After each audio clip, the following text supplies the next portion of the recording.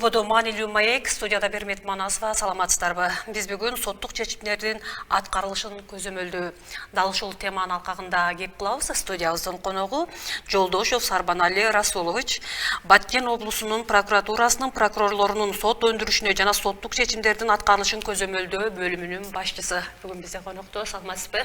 Саламатчылык. Студиябызга кош келдиңиз. Рахмат. Анда алгач эле Сарбанали мырза ошол мамлекеттик тутумда прокуратуранын орду кандай деген суроо менен бүгүнкү эфирибизди башталсак. Аябай рахмат. Мен сиздерге биринчиден рахмат айтамын. Ушул кеңсеңерге чакырып, интервью алып, бир Баткен жергесинин элине биздин багыт боюнча ушул прокурорлордун сот өндүрүшүнө жана сот чечимдерин аткарылышын көзөмөлдөө багытында 2024 жылы кандай иштер алып барган маек курганы келдим. Бул программанын аталышы маанилүү маек экен. Мен ойлойм, чындыгында маанилүү болот биздин маегибиз бүткүл Баткен областынын тургундарына. Негизинен бул багытта 2024 жылы аябай бир жакшы алгылыктуу иштер жүргүзүлдү. Жалпысынан областтын аймагында 400 кылмыш иши каралса, 500 адам ал жерде айыпкер болуп өтүп, тийиштүү мыйзамдуу соттук чечимдердин чыгарышына биз өбөлгө шарт түздүк деп эсептеймин. Негизинен областтын аймагында баары болуп 8 мамлекеттик айыптоочу иштейт. Ар бир райондо Лейлек, Кадамжай, Баткен, ошондой эле шаарларыбызда Сүлүктүү жана Кызыкада бирден кызматкер иштейт, эмгектенет. Алардын жүктөмү боюнча айтсак, Баткен, Сүлүктүү райондоруна ар бир айда 8ден кылмыш катышат. Ал эми чоң райондордо Кадамжай ар бир айда 11ден кылмыш ишке катышып, жалпысынан жылына бир 120 кылмыш ишке катышат. Алар кылмыш ишке катышып жатып, кандай иш аракеттерди жүргүзүш керек? Биздин мыйзамдын алкагында, тагыраак айтсам, Кыргызстандын жазык процессуалдык кодексинин алкагында алар иш алып барат. Мамлекеттик айыптоону колдойт. Угармандарга кызык болсо керек, жалпысынан эмне иш алып барыш керек ал жерде? Баарыңыздар билесиздер, кылмыш катталгандан соң баштап анын сотко өткөрүп, соттон айыктоочу бир процессуалдык чечим чыкканга чейин прокуратура көзөмөл жүргүзөт. Тергөөчүгө көрсөтмөлөрдү берет. Ал тергөөчү кылмыш ишти аяктагандан кийин, сотко өткөргөндөн кийин, ал жакта да мамлекеттик айыктоону колдоп, соттун процессин көзөмөл жүргүзөт. Мыйзамдуу алып барыш керек соттук процесстер бардыгы. Мыйзамдуу чечимдер чыгарыш керек. Ошондо ар бир кылмышкер кылмыш жасагандыгы боюнча туура жазаны тартыш керек. Ушул принцип менен биз азыр иш алып барып жатабыз. Негизинен айтып өткөндө, эми бул жерде статистикалык данныйларды мен айтпай эле коеюн. Жалпы жонунан айтканда 2024 жылы айыпкерлерди актоо боюнча өкүмдөр азайды 2 эсе. Кылмыш иштерди кайра тергөөгө кайтаруу боюнча азайды 2 эсе. Айыптоодон баш тартуу фактылары бир да жок. Бул эмнени түшүндүрөт? Бул тергөөнүн сапатын түшүндүрөт. Тергөөнүн көзөмөлдөө сапатын түшүндүрөт. Эгерде мыкты адис, мыкты прокурор болсо, ал алгачкы ирет ушул жарандардын арызы катталгандан баштап көзөмөлдү мыкты алып барат. Ошол. Демек, сот адилеттүүлүгүнө жетип жатасыздар, сот адилеттүүлүгүнө. Эми ушул мыйзамдуулукту сактоо боюнча кандай иш аракеттер жүрүп жатат?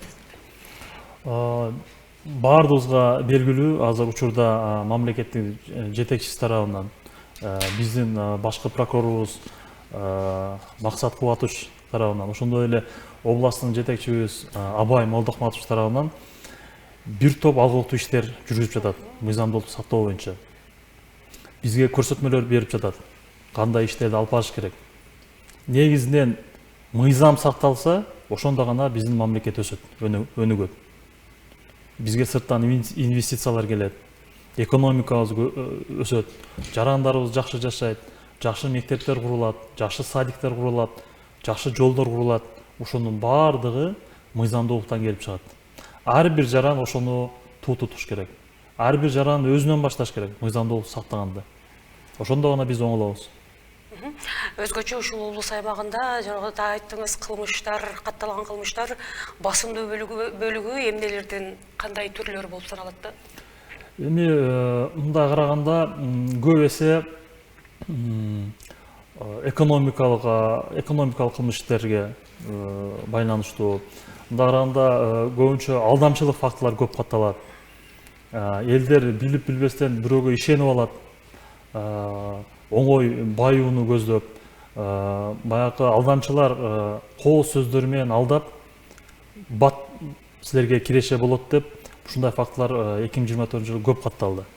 Алар боюнча тийиштүү иш-аракеттер жүргүзүлүп, күнөөлүү адамдарга карата тийиштүү чаралар көрүлүп, алар боюнча мыйзамдуу соттук чечимдер чыкты. Айтсаңыз, кылмыш жарандык сот өндүрүшү тууралуу айтып өтсөңүз. Негизинен бул багыт боюнча айтсам, соттор кылмыш иштерди карашат. Алар боюнча көзөмөл жүргүзөт. Ошондой эле административдик жана жарандык иштерди да карайт. Ал боюнча дагы мамлекеттик өкүлчүлүктүү прокуратура органдары жүргүзүп, ал жерде мамлекеттин таламдарын коргойт. Сиздер угуп жатасыңар, канчалаган имараттар өз учурунда мыйзамсыз менчиктештирип кеткендер кайтарылып жатат мамлекетке. Канчалаган жерлер мыйзамсыз трансформация болуп өтүп кеткен жеке жактарга, алар азыр мамлекетке кайтарылып жатат. Ушунун баардыгы прокуратура органдарынын жасаган бирден бир иштери болуп эсептелет. Чындыгына айтканда, ал жерде да башка кызматтарда иш алып барып жатат, бирок баардык нерсе ушул прокуратура менен байланыштуу, прокуратуранын көзөмөлүнүн алдында иштер жүргүзүп жатат. Эми ушул соттук чечимдердин аткарылышын көзөмөлдөө кандай болуп жатат? Соттук чечимдердин көзөмөлдөө бул алгачкы ирет бизге соттук процесс болот деп билдирүү келгенден баштап баштайбыз. Ошол билдирүүнү алгандан баштап биз сотко барып, алдын ала ар бир кылмыш ишти кылдат дыкаттык менен окуп чыгып, алага талдоо жүргүзөбүз. Жана өзүбүздүн позициябызды ошол иш боюнча макулдашып коебуз. Соттук териштирүү мыйзамдуу жүрүш керек, негиздүү болуш керек.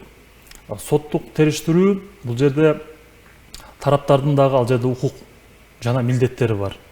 Тараптар дегенде жабырлануучу, жабырлануучунун мыйзамдуу өкүлү, айыпкер, айыпкердин жашы жете элек болсо анын мыйзамдуу өкүлүнүн укук милдеттери. Ошондой эле жактоочу, жактоочулар дагы сөзсүз түрдө катышат кылмыш иштерге, алардын дагы укук милдеттери бар. Ошондой эле мамлекеттик айыптоочулар катышат, алардын да укук милдеттери бар. Ошол процесс ар тараптуу каралыш керек.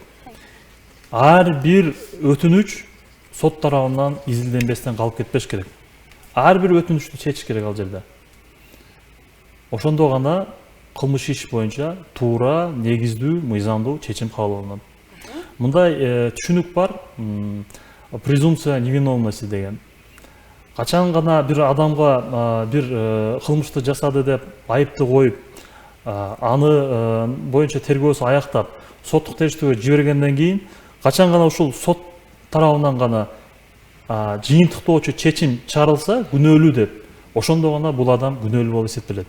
Ошол принцип дагы биздин мамлекетте туу тутулат. Чоң рахмат. Эми ушул сот аткаруу ишинде кадр саясаты, тажрыйбалуу кадрлар дагы маанилүү роль ойносо керек. Сиздерде ушу кадр саясаты кандай, жетиштүү белеби? Кадр саясаты аябай учурда жакшы жүрүп жатат. Мына мен өзүм деле айтсам, 2 жыл мурда ротация болуп Ош областынан которулуп келгенмин. Бул жерде дагы жаш кадрлар менен иш алып барып, аларга өзүмдө болгон тажрыйбам менен бөлүшүп, бөлүмдөгү кызматкерлерди бир келечекте жакшы бир кадрлар чыксын деп биз ушул боюнча иш алып барып жатабыз. Ар жума сайын семинар, окууларды өткөрөбүз. Практикалык жардам көрсөтүү боюнча ар бир районго бир айда бир чыгып, ал жакта дагы семинар, тренингтерди өткөрүп, ал жерде дагы ыкчам кеңешмелерди өткөрөбүз. Бунун баардыгы эртеңки бизден кийин келе турган кадрларда күчтүү болуш керек. Алар дагы өз кезинде ушундай эстафета катарында жакшы самалык болуп калат, жакшы өзүнүн болгон практикасын үйрөтөт. Бир кездерде ушул элдин сотко болгон ишеними өтө эле төмөндөп кеткен. Соңку жылдары кайрадан ошол ишенимди кайтара алдыңыздарбы? Бул боюнча иштер жанданып жатат менимче. Соттук тутум боюнча айтсам, жылыштар бар. Негизинен сот системасында дагы ротация менен бул жерде Баткен областында иштеген соттор көбүнчө Ысык көлдөн, Таластан, Нарындан, Бишкектен которуп келип иштеп жатышат. Алар да өзүндө болгон тажрыйбалар менен бөлүшүп, негиздүү, мыйзамдуу чечимдерди кабыл алып жатышат. Көзгө эс эле бул байкалып турат. Мамлекет тарабынан көрүлүп жаткан камкордуктар сиздерге? Мамлекет тарабынан камкордуктор эми чындыгында бүт жерде эле прокуратура системасына имараттары эскирип жеткен, алар боюнча жаңылануулар болуп жатат. Быйыл дагы бизде областтык прокуратуранын зданиясы жаңы курулат деп жатышат. Бул дагы жакшы жаңылык. Ошондой эле автоунаалар берилип жатат. Бул дагы болсо биздин ишибизге алдыга жылуу боюнча кандайдыр бир кошумча болуп эсептелет деп эсептейм. Негизинен мамлекетке кандай биз жакшы иштеп берсек, мамлекет да биз ушундай жакшы карап жатат. Мына жаштар арасында дагы ушул кесипте аркалагысы келип максаттагандар болсо керек. Деги эле ушул мыкты, адилеттүү, сот адилеттүү прокурор болуш үчүн адамда кандай сапаттарга ээ болуш керек? Туура эң мындай жакшы суроо болду. Негизинен студенттерге айтарым, ушу юридика факультетин тандап ошол жерде окуп жаткандар окуусун жакшы окуш керек. Агайлардын, эжекелердин айткан сөздөрүнө маани берип угуш керек. Лекцияларга сөзсүз түрдө катышыш керек. Ошол жерде угуп, өзүнө конспект кылып жазган сөздөр сөзсүз түрдө келечекте практикада жардамын тиет. Көбүнчө суроолорду бериш керек. Бизде кандай университеттерде баардык студенттер отуруп эле жаза берет, эч кандай суроо бербейт, агай болсо, эжеке болсо сүйлөй берет, лекцияны айтып. Ал жерде мындай бири-бирине суроолорду берип, студенттерди кызыктырып, мындай окуя болгондо мындай чечим болгон, мындай болгондо мындай болгон деп туруп, ошол өзүнүн практикасынан айтып, мугалимдер кызыктырыш керек. Ошондой эле практикага дагы прокуратура органдарына келгенде көп нерсени үйрөнүп алса болот. Негизинен прокуратура иши ары жооптуу жана ары кызыктуу, мындай адам иштейм десе өзү мындай ар тараптуу иштейт деп эсептейм. Чоң рахмат. Мамлекеттин пайдасына өндүрүлүүчү аткаруу документтери. Мамлекеттин пайдасына прокуратура системасы 2024 жылы бир топтогон албан бир мамлекетке келтирген зыянды орундатты. Биздин бөлүмүбүз борбордук аппарат тарабынан эле 8,5 миллион сомдук зыян орундатылды. Конфискация боюнча дагы биз туруктуу негизде иштерди алып барып жатабыз. Буну түшүндүрүп койсом, соттор тарабынан өкүмдөр чыгат, ал жерде мамлекеттик пайдасына конфискация болсун деп өкүм чыгат. Андан кийин ал соттун өкүмү күчүнө киргенден кийин сот аткаруучуга келип түшөт.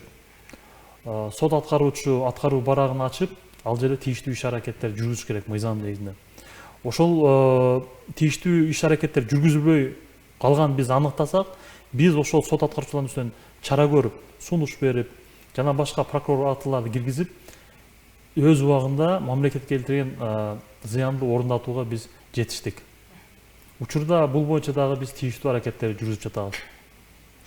Эгерде ушул айыпталуучу тарап соттун чечимине каршы макул эмес болсо, мындай учурда кандай жолдор менен?